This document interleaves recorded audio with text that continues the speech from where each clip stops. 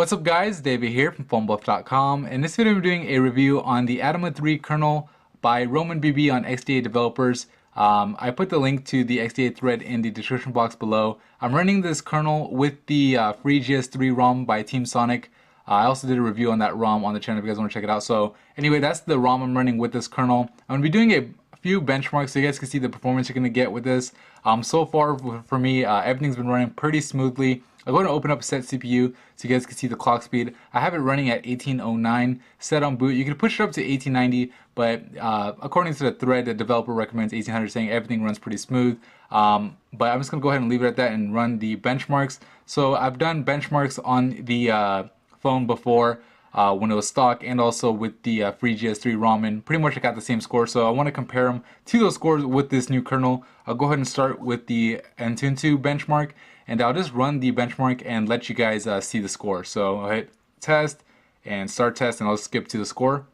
Alright, so it scored a 7259 on the Antutu benchmark. So before I actually got a 6849, I believe, or 48. So it's about 400 points higher, which is pretty good, obviously, with the different kernel. So that's the 300 megahertz overclock. Let's go ahead and run the next benchmark. And just to let you guys know, I did do a fresh reboot before I started this video. So we'll go to we'll do a Limpack really quick and see what we get here. So let's go ahead and hit run, and it got 201. Run it again, 172 this time, 179.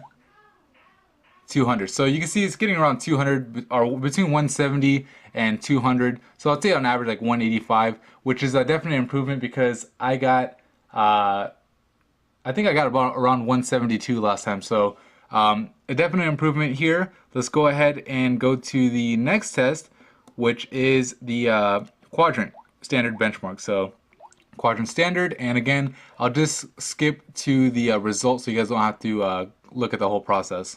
Alright, so the quadrant benchmark test is done, and go ahead and look at the score. So I got a 5245, and before I got, I believe it was like a 4900, so a 300 point improvement. Now on quadrant, I ran this test, a couple of times before I even did this video, and I got like 5500. Obviously it's going to fluctuate, so take it for what it's worth, but it is definitely like 300 or 400 points higher, which is definitely something significant. We'll go ahead and go to the last benchmark, which will be a Netamark. Now this one's going to be pretty much capped at 60 frames per second. As you can see, actually I'm not even going to run it. You can see the last benchmark I ran was at, my best is 59.9, so that was with this kernel, where before I got like 59.8 or 59.7, so not much of a difference because of the VSync, but just take that into consideration. But anyway, that's pretty much it for the benchmarks. Overall, so far it's been, so far so good.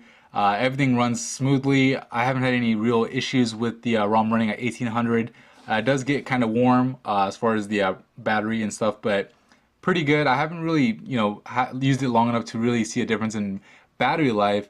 I am using this CPU sleeper, so when the screen is off, it does save more battery life, which came with the free GS3 ROM. But anyways, so far I like it. I feel like the browsing experience is better. I mean, obviously you're going to get that when you increase the clock speed, but that's it for me in the review of the Adama 3 kernel.